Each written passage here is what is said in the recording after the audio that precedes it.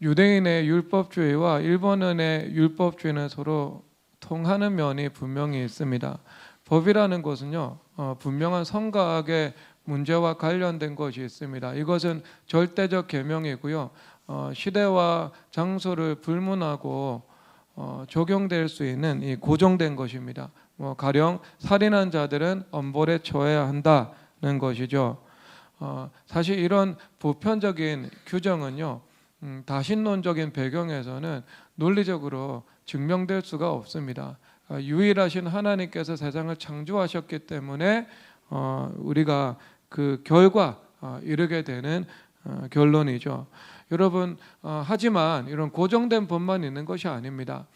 법의 정신과 원리는 그대로 준 채 시대의 변천에 따라서 적절하게 바꾸어 나가야 하는 법도 있음을 성경에서 말씀하고 있습니다. 이것은 대표적으로 율법에 나오는 의식법인데요, 의식법은 할례법이나 혹은 제사법과 같은 규례입니다. 그래서 예수님께서 십자가의 제사로 율법의 완성을 이루시죠.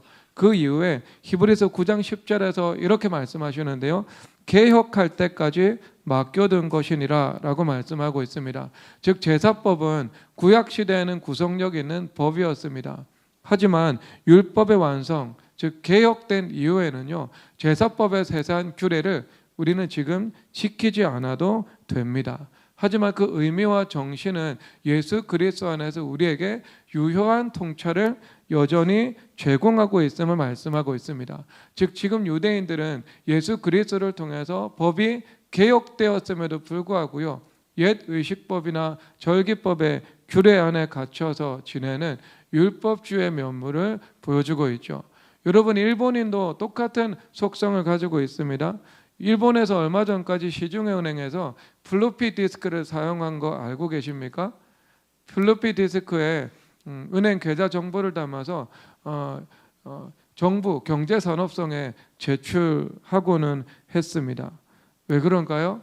규정 때문이죠. 그러니까 시대가 바뀌면 그에 발맞춰서 재빠르게 혁신을 해 나가야 되는데, 충분히 개혁될 수 있는 이 법 규례 자체가 우상화되어 있는 것을 볼 수 있습니다. 그래서 그 규정에 매여서 살아가죠. 사우나에 가면 사우나의 복잡한 규례에 매여서 살아가고요, 동네 놀이터에 가면 성문화된 법은 없지만 그 공기의 법에 매여서 살아갑니다. 그리고 사람들의 덕과 편익을 위해서 이 실정법이 존재하는데요, 그 법 자체가 우상화되어서 법의 덕과 편익을 위해서 오히려 사람이 존재하는 그 종노릇하는 모습을 그 사회 속에서 발견할 수 있죠. 그래서 신명기 10장에서 율법의 의미에 대해서 말씀을 하는데요, 율법은 사람들의 행복을 위해서 주신 것이다 라고 말씀하고 있습니다. 그래서 그 율법 앞에는 우리의 행복을 위해서 절대적으로 지켜야 하는 계명도 있고요, 그리고 또한 그 율법의 이 완성을 통해서 하나님께서 우리 가운데 때를 따라 개혁될 수 있는 이 변화될 수 있는 법 조문도 있음을 말씀을 하고 있죠.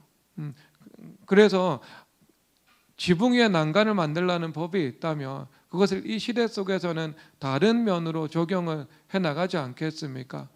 그래서 디지털 보안법 이렇게 만들 수도 있는 것이고요, 그리고 이 다양하게 안전 규정을 제정해 놓을 수 있습니다.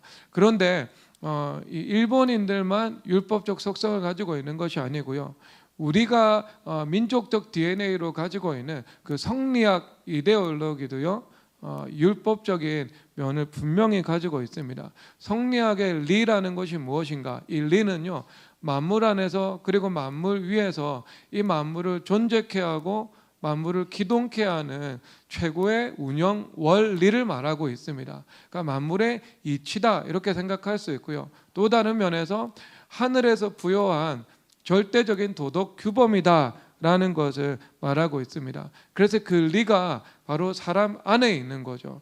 그래서 우리 인간의 수양과 교육을 통해서 인간 안에서는 도덕적 선을 이룰 수 있고요, 사회 속에서는 인륜의 질서를 바로 세울 수 있다라고 생각합니다. 자, 그런데 어느 정도 율법과 조화되는 면이 많이 있지요. 왜냐하면 말씀으로 이 세상이 지음을 받았고 말씀으로 이 세상이 운영되고 있지 않습니까? 그래서 그들이 하나님을 알지 못했지만 하나님께 접근해서 뭔가 어떤 유사한 것들을 이 관찰을 통해서, 경험을 통해서, 사유를 통해서 발견해낸 것이지요. 하지만 본질적인 태생적인 한계를 지니고 있습니다. 왜냐하면 인간 안에 리가 있다고 주장을 하기 때문에요. 인간의 선함을 믿고 있습니다. 인간의 선함을 신뢰하고 인간의 자질에 신뢰를 두고 있기 때문에요.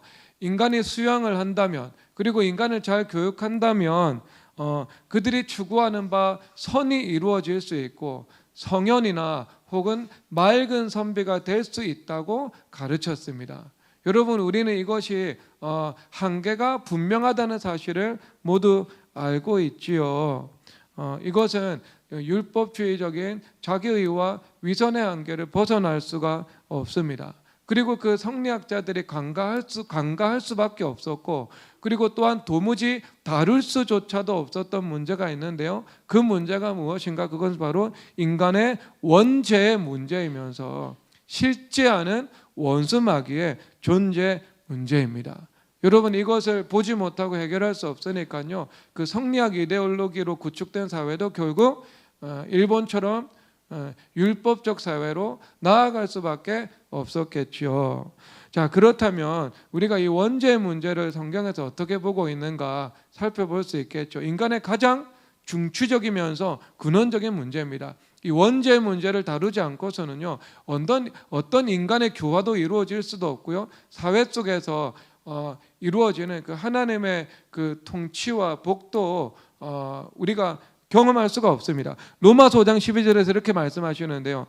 그러므로 한 사람으로 말미암아 죄가 세상에 들어오고 죄로 말미암아 사망이 들어왔나니 이와 같이 모든 사람의 죄를 지었으므로 사망이 모든 사람에게 이르렀느니라.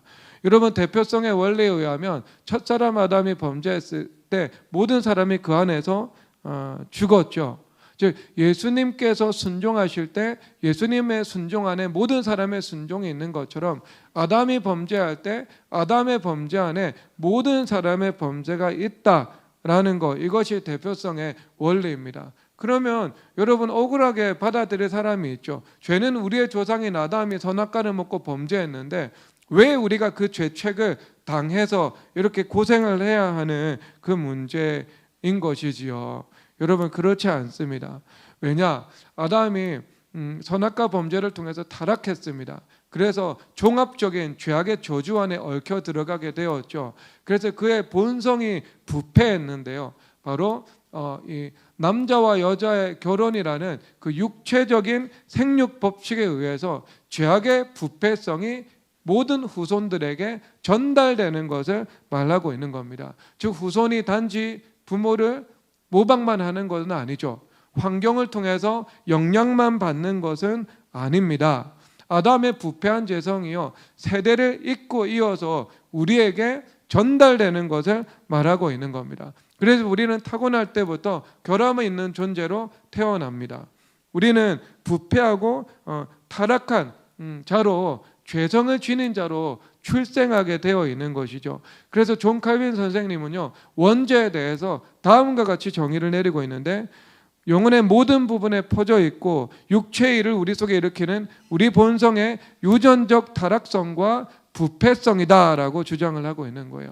여러분, 이를 비유적으로 표현하면 부패한 씨에서 부패한 가지가 나오는 거죠. 썩은 뿌리에서 썩은 열매가 나오는 것을 말하고 있습니다. 그러므로 우리가 아담의 죄책을 억울하게 지는 것이 아니고 우리 모든 사람이 죄성을 가지고 태어나서 죄를 지었고 그 결과 우리에게 죄책이 주어지는 것을 말씀을 하고 있습니다. 그래서 죄의 삭은 사망이요 하나님의 은사는 우리 주 예수 그리스도 안에 있는 영원한 생명이다라고 말씀을 하고 있는 것이죠. 자, 그러면 여러분, 오늘 말씀의 주제는요, 대표성의 원리인데 그것을 씨와 열매의 관점에서 살펴보자는 거죠. 그러면 여러분, 그 반대편에서도 동일한 원리가 작용하겠죠.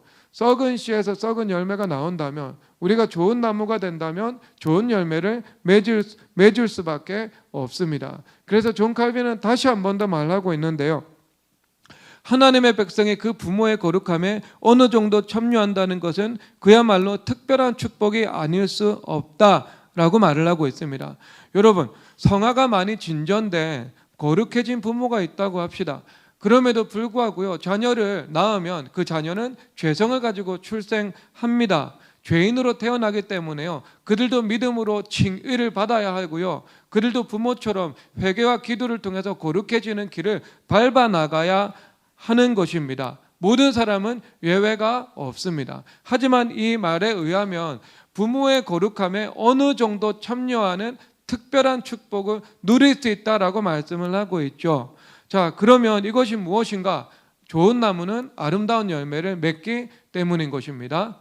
엘리가 홈리와 비느하스라는 썩은 열매를 맺었죠. 하지만 한나는요, 사무엘이라는 생명의 열매를 맺은 것을 성경에서 보여주고 있는 것입니다. 그래서 그 씨와 열매의 법적 원리에 의하면 부모의 대표자인 부모를 통해서 자녀가 홈리와 비느하스 같이 될 수도 있고, 대표자인 부모의 거룩을 통해서 자녀들이 사무엘과 같은 그 거룩한 열매가 나타나는 자녀가 될 수 있음을 성경에서 분명히 말씀하고 있습니다. 그래서 성경에서는요, 이방인과 통혼 금지를 그토록 강조하고 있습니다. 신명기 7장 3절에서 말씀하시는데요, 그들과 혼혼하지도 말지니 내 딸을 그들의 아들에게 주지 말 것이요 그들의 딸도 내 며느리로 삼지 말 것은 말씀하고 있죠.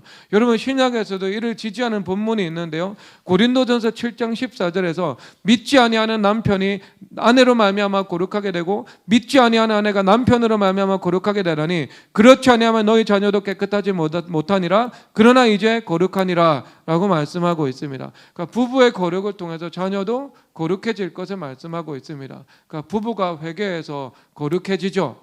그러면 부부 안에 있는 거룩한 영향력이 자녀들에게 분명히 흘러갈 수 있다라고 말을 하고 있습니다. 여러분, 이것은 매우 자연스러운 일이다라고 말을 하고 있습니다. 부모의 것을 자녀들이 담죠. DNA를 통해서도 또 담죠. 그 다음에 모방을 통해서도 담습니다. 환경을 통해서도 담는 것이죠. 그런데 또 무엇을 통해서 담을 수 있겠죠? 바로 영향력을 통해서 닮을 수 있게 되는 것입니다. 그렇기 때문에 우리가 거룩한 부모가 된다면 우리 자녀들은 거룩한 부모 안에서 살아가는 그 혜택을 누릴 수 있겠죠. 그래서 이것을 긍정적인 관점에서 본다면 이 사망의 흐름이 있는데 우리를 통해서 생명의 흐름으로 바꿀 수 있다는 것을 말씀을 하고 있습니다. 그래서 잠언 20장 7절에서 말씀하시는데 온전하게 행하는 자가 의인이라 그의 후손에게 복이 있도다 라고 말을 하고 있습니다. 여러분, 그래서 온전해진 부모를 통해서 복받는 후손들이 나온다 말하고 있죠. 여러분, 이것은 선대의 은혜가 분명히 있다는 것을 말씀하고 있는 겁니다. 그렇다면 복이 있는데요, 이 복이라는 것이 신앙의 복이나 어떤 성품의 복을 도외시한 단지 물질적인 축복을 의미하겠습니까? 그렇지 않습니다. 하나님께서 우리에게 부모를 통해서 주어지는 선대의 은혜가 성품이라는 영역에도 있고 우리의 삶의 물질적인 그 구조 속에서도 나타날 수 있다. 이것을 말씀을 종합적으로 말씀해주고 있는 것입니다. 그러니까 여러분이 바로 그 축복의 부모가 되기를 주님의 이름으로 선포합니다. 네. 여러분들이 가지고 있는 하나님과의 관계에 따라서 여러분들 자녀들의 인생의 향방이 달라질 수도 있고요. 그리고 여러분들의 자녀의 인생 가운데 역풍을 만들어 놓을 수도 있고요. 그리고 밀어주는 강력한 순풍을 만들어 놓을 수도 있다라는 것이 성경의 관점이죠. 이 기도를 부모의 기도를 존중하시니까, 부모의 기도와 헌신이 씨가 되면 그 씨가 열매로 맺어지니까요. 이것은 상식적인 일이고 당연한 일입니다. 그래서 우리 부모는 왜 나에게 역풍을 만들어 주었지? 왜 순풍을 내 인생 가운데 선물로 주지 못했지라고 탄식하고 절망하라고 주는 말씀이 아니죠. 그 반대편에서 내 스스로가 바로 그 생명의 영향력과 흐름을 만들어낼 수 있는 그 온전해진 의인이 될 수 있는 길을 말씀드리고자 오늘 말씀을 선포하고 있는 겁니다. 여러분, 이것은 식물의 관점에서 제가 말씀하겠습니다. 성경에서 나오는 종려나무, 무화과나무, 그 다음에 우리가 즐겨 먹는 포도나무, 사과나무, 공통점이 무엇이죠? 공통점이 알고 있는 분들도 있겠지만 속시식물이죠. 과일 안에 씨를 담지하고 있는 그 식물입니다. 그런데 여러분, 이것을 성경에서 법적으로 무언가 말을 하고 있는데요. 창세기 1장 12절 가보도록 하겠습니다. 창세기 1장 12절 다 함께 읽겠습니다. 시작. 땅이 풀과 각기 종류대로 씨 맺는 채소와 각기 종류대로 씨 가진 열매 맺는 나무를 내니 하나님 보시기에 좋았더라. 아멘. 하나님이 보시기에 좋았더라라고 말씀하고 있습니다. 여러분, 하나님께서 하늘과 땅의 어떤 기초적인 형태를요, 창세기 2장과 1장에서 조성하셨습니다. 그런데 그때는요, 혼돈하고 공허한 상태였어요. 그래서 하나님께서 보시기에 좋았더라라고 말씀을 하고 있지 않습니다. 그 보시기에 좋았다라는 말씀은요, 창조행위 전체에 걸쳐 있는 것이 아니고요, 창조행위 중요 부분마다 나타나고 있거든요. 그러니까 보시기 좋았더라라고 한 것과 좋았더라라는 말씀이 없는 것을 통해서 주님께서 말씀하고 계시죠. 그렇다면 혼돈의 상태, 무질서의 상태는 주님께서 보시기 좋았던 것입니까? 좋지 않은 것입니까? 좋지 않은 거죠. 그런데 오늘 말씀에서 보니까요, 씨 가진 열매 맺는 나무를 내라 해서 그것이 나왔을 때 보시기에 좋았더라라고 말씀을 하고 있습니다. 이 말씀은 하나님께서 씨와 열매라는 영적인 세계와 자연 세계의 법칙을 제정하신 것을 말씀하고 있는 겁니다. 그래서 이런 법칙에 입각해서 만물과 어떤 우리가 살아가는 그 영적인 삶이 움직여 나가고 운행되어 나갈 때 하나님께서 이것을 보시기에 좋았더라라고 말씀하고 있는 겁니다. 그래서 무엇을 심든지 심은 그대로 거두는 것은요, 하나님께서 제정하신 법칙인 것이지요. 악한 것을 심든 거룩한 것을 심든 그 심는 그대로 열매를 맺기 마련이다. 그래서 우리가 이것을 자연세계의 법칙을 통해서 하나님께서 보시기에 좋았더라라고 말씀하시는 이 만물을 운영하시는 하나님의 법을 살펴야 하는 것을 말씀하고 있는 겁니다. 그러면 여러분, 씨가 발라하기 위해서는요, 세 가지 조건이 필요한데요. 따뜻한 온도가 필요하고요, 그리고 물이 필요하고 공기가 필요합니다. 따뜻한 온도는요, 빛이신 예수 그리스도를 말하고 있겠죠. 그리고 물은요, 생수의 강이신 예수 그리스도를 말씀하고 있겠죠. 그리고 공기라는 것이 무엇인가? 이것은 성령 하나님의 중생케 하시는 역사입니다. 성령 하나님께서 중생케 하실 때 사람의 무의식 가운데 들어가시거든요. 그래서 그 저변과 기저 속에 분명한 변화를 만들어내십니다. 그래서 그 결과 복음을 거부하는 사람들이요, 그 깊은 곳이 바뀌어서 내가 교회 한번 가봐야 되겠네, 내가 교회 가서 말씀을 좀 들어봐야 되겠네 라는 깊은 곳의 변화가 생겨나는 거죠. 그래서 교회 앞에 와서 복음 앞에 무릎 꿇게 되는 거예요. 무릎 꿇게 되는 거. 그래서 여러분, 이것이 전면적으로 일어난다면은요, 부흥의 역사인 거예요. 그리고 전면적으로 일어나지 않는다 하더라도 그것은 매우 고무적인 일이죠. 왜? 하나님의 영이 각 사람 안에 임하셔서 그 사람의 그 깊은 곳의 의식 구조에 혁명을 주님께서 일으켜 놓았던 것이지요. 그러니까 여러분, 우리는 그런 면에서 부흥을 위해서 기도를 드리고요, 곡조 있는 기도인 부흥의 찬양을 드려야 되는 거예요. 그럴 때 여러분, 교회 밖에 있는 사람들에게 하나님의 영이 임해가지고요, 그들의 깊은 곳을 바꿔놓는 거예요. 성령 하나님께서 감화하시는 거예요. 그래서 교회 밖에 있는 사람들이 교회 안에 들어와가지고요, 복음을 거부하는 자들이 복음을 따르고 복음을 선포하는 자들로 변화되어 나아가는 것이지 않겠습니까? 그렇죠. 자, 그런데 그것은 무엇이라고 말을 하는가? 공기다. 성령 하나님께서 하나님의 영이 수면 위에 운행하신다 말씀하고 있죠. 이것은 닭이 악을 품는 것처럼 하나님께서 이 만물을 품고 운행하신다는 것을 원어로 의미하고 있는 거예요. 그렇다면 하나님께서 운행하시는 영적인 분위기로 온 사회가 팽배하다 라는 것들을 말씀을 하고 있습니다. 여러분, 그렇게 될 때 어떻게 되는가? 이런 외부 조건이 갖추어질 때요, 씨가 발아해가지고요 싹이 나는 거예요. 여러분, 씨 자체는요 그 안에 어느 정도 생명력을요 잠재하고 있습니다. 그래서 여러분, 이집트 투탕카멘의 그 무덤에서요 이 씨가 하나 발견이 됐거든요. 그 씨는요 3000년 전에 그 관 안에 들어갔던 씨입니다. 그런데 여러분, 이것이 3000년이 지난 지금에요 그 씨를 심었는데 다시 콩의 열매가 났거든요. 그러니까 씨 자체는요 생명력을 담재하고 있어요. 잠재력을요. 그런데 이것이 어떤 외부의 조건이 갖추어집니다. 때가 무르익어 나갑니다. 그러면은요 어떻게 돼요? 싹이 나는 거예요. 그래서 예수님을 다윗의 씨다라고 말씀을 하시고요, 이새의 줄기에서 난 한 싹이다 라고 말씀을 하고 있는 거예요. 그러니까 씨가 싹이 되기 위해서는 무엇이 필요할까요? 그러니까 외부 조건이 갖추어져야 되는 겁니다. 그래서 갈라디아서 4장 4절에서 때가 참에 예수님께서 오셨다 말씀하고 있는 겁니다.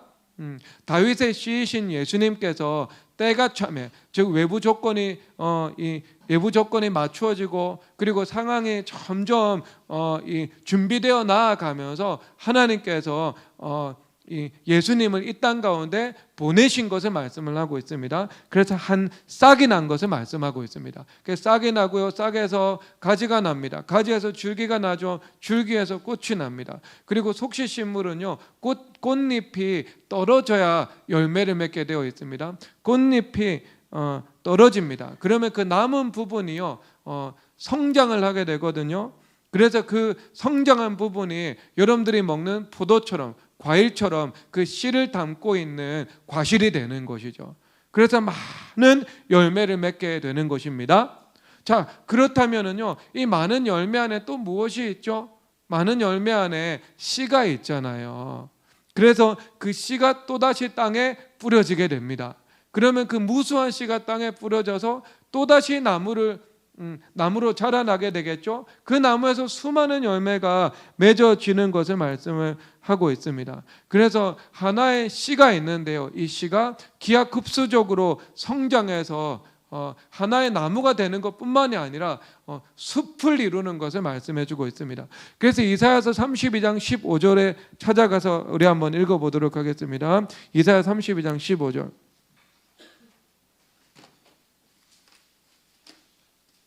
이사야 32장 15절 다 함께 읽겠습니다. 시작. 마침내 위에서부터 영을 우리에게 부어주시리니 광야가 아름다운 밭이 되며 아름다운 밭을 숲으로 여기게 되리라. 하나님의 영을 부어주신대요. 그런데 로마서 8장에서 성령 하나님을 어떻게 말씀하시는가? Life Giving Spirit 이렇게 말씀을 하고 계시거든요. 생명을 주시는 영 말씀하고 있습니다. 하나님의 영이 임한다는 것은요, 생명 없는 곳에, 사망이 있는 곳에, 열매 맺지 못하는 곳에 생명이 임하는 것을 말씀을 하고 있습니다. 그러면 어떻게 해야 돼요? 생명이 임하니까요, 그 씨가 발화되어서 싹이 나고요, 나무로 자라나는 거예요. 그래서 그 나무가에서 열매를 맺고 그 열매에서 다시 무수한 씨가 뿌려지게 되고요, 그 씨를 통해서 또 나무가 자라나게 되는 것을 말씀을 하고 있는 것입니다. 그래서 어떻게 되는가? 아름다운 숲이 되는 거예요. 그래서 겨자씨는요, 큰 하나님 나라의 나무가 되는 것뿐만 아니고요, 이사야서 32장의 말씀의 관점에서는요, 엄청난 숲이 되는 것을 말씀을 하고 있는 겁니다. 그러니까 씨 하나로요, 북한산 전체를 덮는 숲이 만들어지고요, 씨 하나로요, 남산 전체를 뒤덮어버리는 아름다운 숲이 되는 것을 이야기하고 있습니다. 그리고 여러분, 이것이 대표성의 법리로서 씨가 열매가 되는 거예요. 그래서 여러분, 첫 번째는요, 예수 그리스도라는 그 하나의 씨와 싹을 통해서 광야가 아름다운 숲이 되는 것을 말씀을 하고 있죠. 그런데 여러분, 이 씨라는 것은 여러분들도 말하고 있을까요? 말하고 있지 않을까요? 여러분들은 말하고 있습니다. 여러분, 이 증거를 한번 찾아보겠는데요, 이사야서 61장 3절 가도록 하겠습니다. 이사야서 61장 3절 다 함께 읽겠습니다. 시작. 무릇 시온에서 슬퍼하는 자에게 왈가는 주 그 죄를 대신하며 기쁨의 기름으로 그 슬픔을 대신하며 찬송의 옷으로 그 근심을 대신하시고 그들이 의의 나무 그 여호와께서 심으신 그 영광을 나타낼지어다 일컬음받게 하려 하십니다. 아멘. 여러분, 이것이 의의 나무라면은 뭐 하나의 단수로서 하나님의 나라 혹은 교회를 말할 수도 있겠죠. 그런데 이 의의 나무가요, 복수입니다. 그러면 하나하나의 나무가 많이 있는 것, 이것이 복수지 않겠습니까? 그러면 이 말씀은요, 여러분 한 사람 한 사람이 의의 나무라는 겁니까? 아니라는 겁니까? 여러분 한 사람이 의의 나무라는 것입니다. 그래서 여러분들은 의의 나무 씨이면서 의의 나무 자체인 것입니다. 그러면 아담 한 사람을 통해서 모든 사람이 죽었습니다. 예수님 한 사람을 통해서 많은 사람이 생명을 얻게 되었죠. 그러면 예수님을 모시고 살아가는 우리 한 사람을 통해서 수많은 사람들 안에서 생명의 열매를 맺을 수 있는 것을 말씀을 하고 있는 것입니다. 여러분, 이것을 믿으시기 바랍니다. 여러분, 사망의 역작용이요, 그 생명의 이 전복하는 힘이 여러분들을 통해서 나타날 수 있다라고 성경에서 말씀하고 있습니다. 그래서 여러분, 이것을 저는 이렇게 말하고 있습니다. 여러분은 왕 같은 제사장이죠. 믿음의 대표자죠. 그리고 단수로서 의의 나무이지요. 이것은 성도 한 사람이 가지고 있는 이 대표성의 원리로서 뒤집는 권세와 뒤집는 힘을 말하고 있는 것입니다. 뒤집을 수 있는 거예요. 사망 가운데 생명의 씨 하나가 심겨지죠. 생명나무로 가득 찬, 의의 나무로 가득 찬 숲이 되는 것이지요. 그러니까 여기서 바로 그 뒤집는 힘이 여러분 안에 나오는 겁니다. 여러분 안에 계신 예수 그리스도를 통해서, 그분의 생명을 통해서 흘러나오는 것을 말씀하고 있습니다. 그래서 아브라함의 사례가 분명한데요, 이것은 제가 읽어드리도록 하겠습니다. 여호수아서 24장 2절에서 여호수아가 모든 백성에게 이르되 이스라엘 하나님 여호와께서 이같이 말씀하시기를 옛적에 너희 조상들 곧 아브라함의 아버지 나홀의 아버지 데라가 강 저쪽에 거주하여 다른 신들을 섬겼으나. 여러분, 아브라함의 아버지 데라는요, 우상숭배자였습니다. 사망의 영향력이 지배하고 있었죠. 그런데 그 중에서 아브라함이 하나님의 부르심을 받았습니다. 그래서 아브라함에게 말씀하시기를 너 자체가 복이다고 말씀하시면서 너를 통해서 천하 만민이 복을 받을 것을 말씀을 하고 있습니다. 그래서 아브라함을 통해서 우상 숭배의 역사가 종식되고요, 축복의 계보와 시대가 활짝 열린 것을 말씀하고 있습니다. 그래서 복 있는 아브라함을 통해서 아브라함의 육체의 후손이 이스라엘 백성들이 복을 받았죠. 그런데 우리는 육체의 후손이 아닙니다.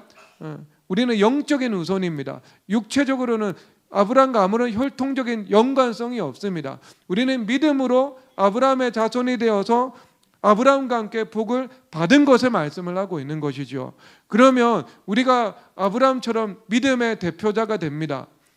우리 자체가 복이 되죠. 그러니까 의의 나무가 되는 것입니다. 그러면 믿음이 있는 우리를 통해서 우리의 후손도 거룩한 영향력의 복을 받을 뿐만 아니라 우리와 혈통을 공유하고 있지 않는 이웃이라 할지라도요, 수많은 사람들이 그 언약적 은혜에 참여하여서 언약적 축복에 동참할 수 있는 것을 말씀하고 있는 것입니다.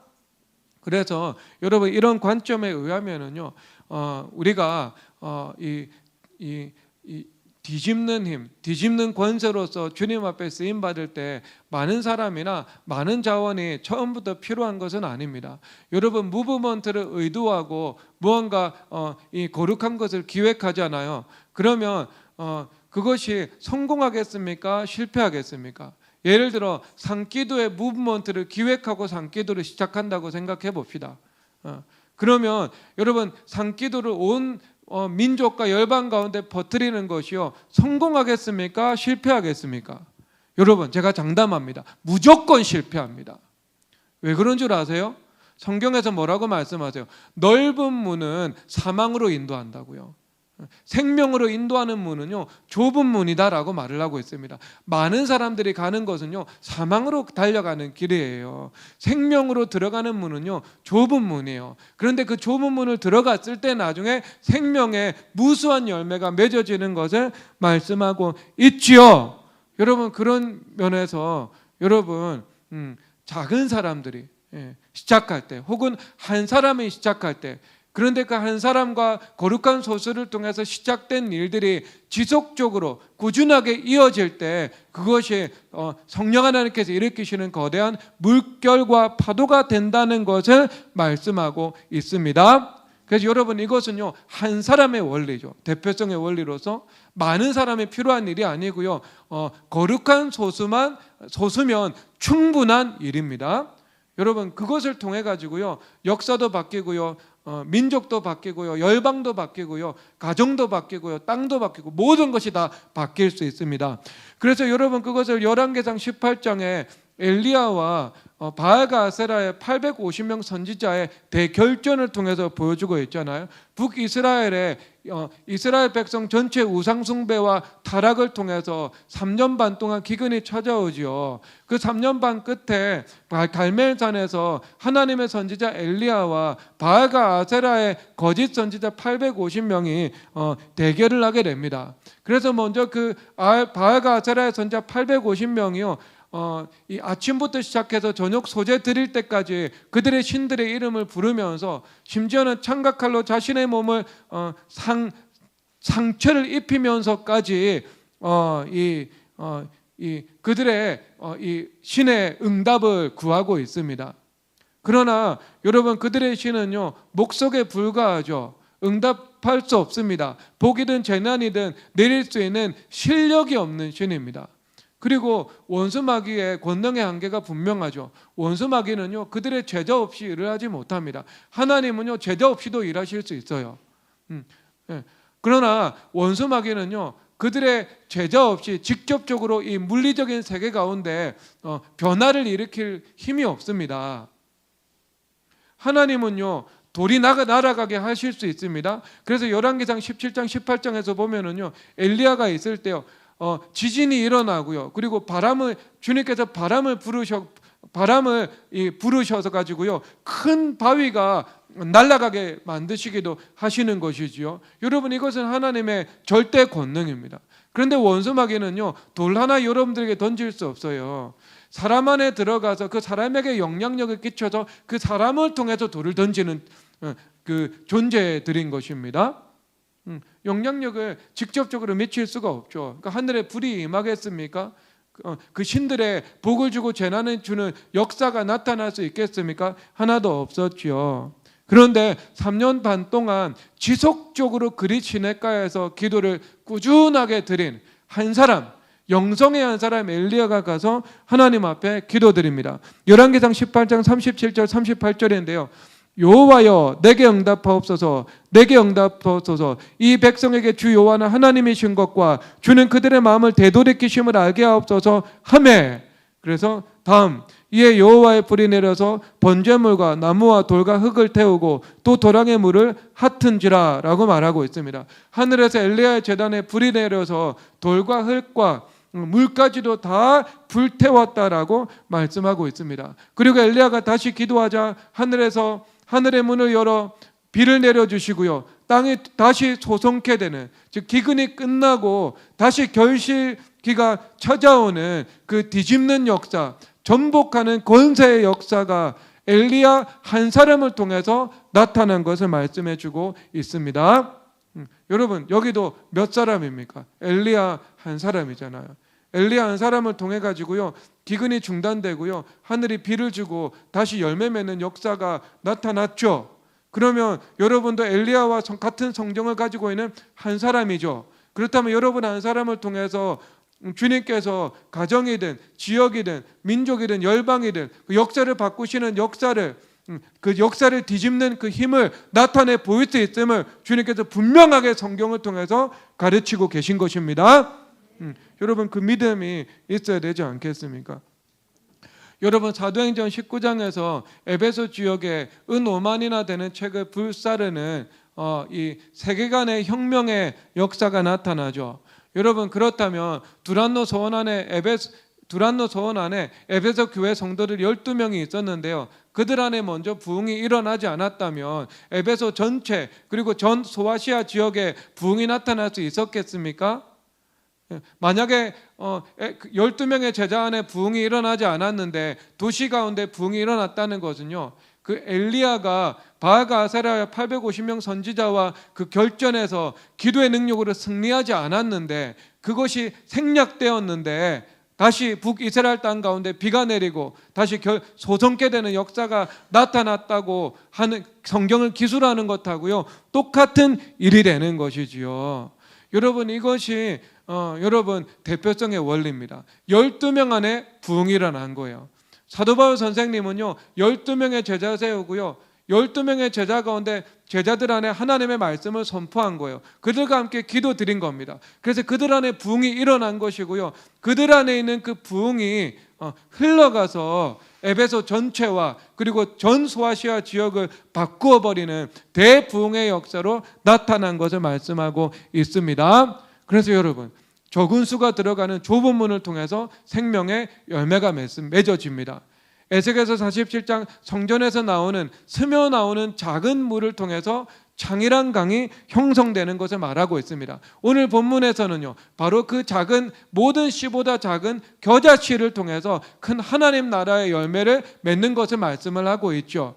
하나님의 생명, 하나님의 영이 부어질 때 작은 의의 나무의 씨를 통해서 온 광야 같은 땅이 의의 나무로 뒤덮인 숲이 되는 것을 말씀을 하고 있는 것입니다. 그래서 여러분, 그 작은 씨를 통해서요 무수한 열매를 볼 수 있어야 되는 것이죠. 그 작은 씨를 통해 가지고요 온 누리를 뒤덮어 버리는 그 숲을 볼 수 있는 그 믿음의 눈이 우리 가운데 분명히 있어야 한다, 성경에서 말씀하고 있습니다. 그 믿음이 있어야 되죠, 여러분. 믿음. 그래서 우리 미래교회에서 지금 160명 정도 되는 성도들이 모여서 함께 기도를 드리고 있잖아요. 여러분, 이 160명이 작은 수에 불과하지만 여러분, 이 성도들이 하나님 앞에 함께 예배하고 기도 드릴 때 이 안에 일어난 부흥이요, 어떤 부흥이 된다고요? 도시 전체의 부흥이 되고요, 민족의 부흥이 되고 열방의 부흥이 될 수 있다고 보는 것이 성경의 관점인 거예요. 아무것도 아닌 일이 아닙니다. 여러분들이 모여서 주님 앞에 예배하고 찬송하고 기도하고 말씀을 선포하고 말씀을 듣는 일들이요, 두란노 소원의 12제자 안에서 일어났던 말씀의 부흥이요 온 도시와 열방의 부흥으로 번져나갔습니다. 번져나갔어요.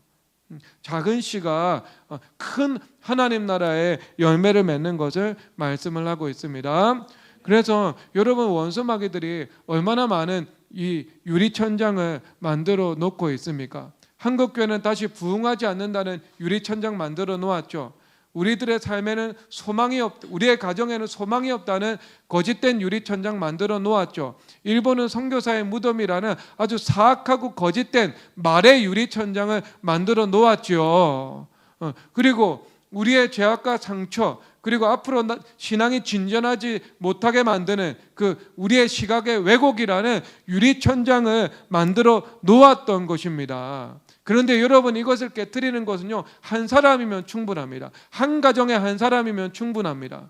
여러분, 한 도시에도 한 사람이면 충분합니다. 적은 수면은요 더할 나위 없이 감사합니다. 한 교회라도 충분하고요, 그런 교회가 10개, 100개 있다면은요 한국 교회는요 아무런 걱정할 일들이 없습니다. 충분한 거예요. 그래서 한 사람이나 혹은 몇몇의 교회나 아니면 적은 무리들이 그 유리천장을 깨트려 버립니다. 그러면은요 그 다음 무수한 사람들이요 그 깨트려지고 뚫어진 유리천장을 통과해 가지고요 하나님 나라의 열매로 나타나게 되는 것입니다. 그래서 전자가 씨라면 후자는 열매인 거죠. 전자가 대표라면 후자는요 부흥이라고 부를 수 있는 것입니다. 그것을 믿어야 되는 거예요. 그것을 믿어야 되는 거. 여러분, 마틴 로이드 존스 목사님께서 이렇게 말씀을 하시더라고요. 부흥에 대해서 말씀하는데 제가 읽어드리겠습니다. 여러분은 온 교회 기도가 절실히 필요하다는 사실을 알고 있습니까? 교인 한 사람이 서로의 집에서 모이거나 친구들끼리 무리를 지어 모이거나 교회에 모이거나 어디든 원하는 곳에 모여서 부흥을 위해 기도하기 전까지는 100년 전과 200년 전을 포함한 모든 부흥과 각성의 때 그랬던 것처럼 지금도 하나님의 능력이 터져 나오기를 절박하게 집중해서 구하기 전까지는 어디에도 희망을 찾을 수 없습니다. 그렇게 기도하기 전까지는 희망이란 없습니다. 그러나 우리가 기도하는 순간 희망이 생겨납니다. 여러분, 이 작은 씨라는 것이 무엇인가? 작은 씨는요, 아무도 부흥이라고 말하지 않고요, 아무도 소망을 이야기하지 않고요, 아무도 승리를 선포하지 않을 때 이것들을 노래하고 선포하고 기도할 수 있는 사람이 바로 하나님 나라의 대표가 될 수 있는 사람이고요, 그리고 큰 열매 맺는 작은 겨자씨가 될 수 있는 사람인 것입니다. 그래서 우리는 여러분 부흥을 위해서 소망하고요, 주님 앞에 기도 드려야 하는 것입니다. 아주 시니컬한 사람들이 어떤 사견으로요, 부흥을 기도하고요, 부흥을 찬송하는 것을요 반대하는 말을 합니다. 아주 주님 앞에서 망령된 일입니다. 여러분, 성경에서요, 그리고 교회사에서요, 그리고 뿐만 아니라 교회사가 배출한 걸출한 설교자들의 문헌적인 증거가요 그렇게 말하고 있지 않습니다. 부흥을 위해서 기도하라고 말하고 있습니다. 부흥을 위해 기도하지 않을 때는요 절망밖에 없는 거예요. 그런데 부흥을 기도하고 부흥을 노래하기 시작할 때 그 절망이 사라지고요, 희망의 씨가 뿌려지게 되는 것이고요, 그 희망이 싹트게 되는 것을 말씀을 하고 있는 겁니다. 그래서 여러분, 아담적인 절망을요 예수 그리스도의 생명의 소망으로 전환하는 힘이 어디에 있습니까? 그것은요 작은 씨가 모여서 기도를 드리는 것에 나오는 거예요. 하나님 나라의 대표자들이 모여서 예수님의 이름으로 기도하는 것에 있는 겁니다. 그래서 그 기도의 물결이 쌓이고 쌓이는 거예요. 그래서 그 기도의 거대한 파도가 일어나서 온 민족과 열방을 덮쳐버리는 것을 말씀을 하고 있습니다. 그래서 이 아담적인 절망이요 마지막 아담인 예수 그리스도의 생명으로 전환되는 것이지요. 여러분이 그 한 사람이 되기를 바랍니다. 여러분 가정에 있는 아담의 절망을 여러분 한 사람을 통해서 종식시키기를 주님의 이름으로 축복합니다. 여러분 민족과 열방과 그리고 여러분 삶의 구체적인 기업의 국면 가운데 있는 그 절망과 패배주의를요 하나님 나라의 작은 겨자씨 된 여러분들의 기도를 통해서 박살내시기를 주님의 이름으로 축복합니다. 여러분 예수 그리스도는 생명이십니다. 생명으로 오셔서 아담의 사망에 사형 선고를 선포하셨죠. 아담의 절망을 선고하신 것입니다. 그래서 다시 생명의 역사를 일으키셨죠. 우리는 생명이신 예수 그리스도를 모시고 살아가는 사람입니다. 우리 안에는 예수 그리스도의 생명력이 있죠. 그 생명력이 있다면 우리 삶 속에 존재하는 모든 아담적인 사망과 절망을 끝장내어 버릴 수 있는 것입니다. 그래서 다시 생명의 힘과 부활과 부흥의 능력으로 바꿀 수 있는 것이죠. 여러분들에게는 그 뒤집는 권세가 이미 주어졌습니다. 그래서 기도로 그것을 활용해야 됩니다. 그래서 민족의 운명을 바꾸고 가정의 운명을 바꾸고 그것과 함께 여러분 스스로의 운명도 바꾸어 나가시기를, 그런 생명의 대표자가 되시기를 주 예수 그리스도 이름으로 축복합니다. 이 시간 우리 찬송하겠습니다. 부흥 2000 찬송하겠습니다.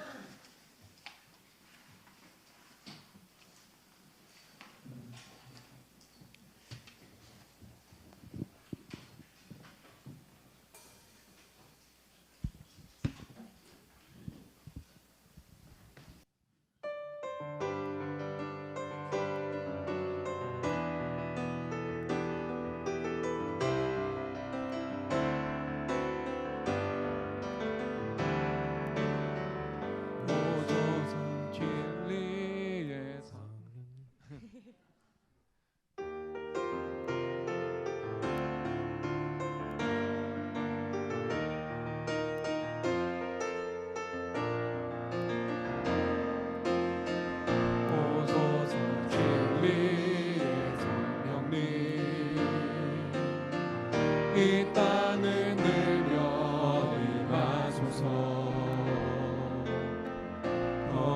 거룩하다며 죄악에 무너진 우리 가슴 적게 하소서. 오소서 은혜의 성령님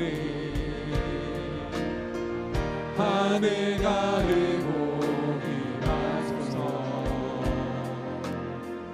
거룩한 불꽃 하늘로서 임하사 타오르게 하소서. 주 영광 위에 불의 불길 타오르게 하소서. 진리의 말씀 이 땅 새롭게 하소서. 은혜의 강물 흐르게 하소서. 성령의 바람 이 땅 가득 불어와 흰옷 입은 주의 순결한 백성 주의 영광 위에 이제 일어나 열방을 치유하며 행진하는 영광의 그날의 주. 부흥의 불길 타오르게 하소서. 부흥의 불길 타오르게 하소서. 진리의 말씀 이 땅 새롭게 하소서. 은혜의 강물 흐르게 하소서. 성령의 바람 이 땅 가득 불어와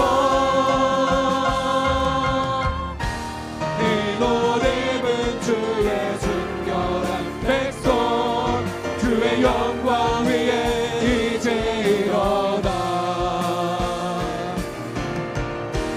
열방을 치유하며 행진하는 영광의 그날의 주. 부흥의 불길 타오르게 하소서. 부흥의 불길 타오르게 하소서. 진리의 말씀 이 땅 새롭게 하소서. 은혜의 강물 흐르게 하소서. 성령의 바람 이 땅 가득 불어와 흰옷 입은 주의 순결한 백성 주의 영광 위에 이제 일어나 열방을 치유하며 행진하는 영광의 그날을 주. 부흥의 불길 타오르게 하소서. 부흥의 불길 타오르게 하소서. 진리의 말씀 이 땅 새롭게 하소서. 은혜의 강물 흐르게 하소서. 성령의 바람 이 땅 가득 불어와 흰옷 입은 주의 순결한 백성 주의 영광 위에 이제 일어나 열방을 치유하며 행진하는 영광의 그날. 마지막 부흥의 불길 타오르게 하소서. 부흥의 불길 타오르게 하소서. 진리의 말씀 이 땅 새롭게 하소서. 은혜의 강물 흐르게 하소서. 성령의 바람 이 땅 가득 불어와 흰옷 입은 주의 순결한 백성 주의 영광 위에 이제 일어나 열방을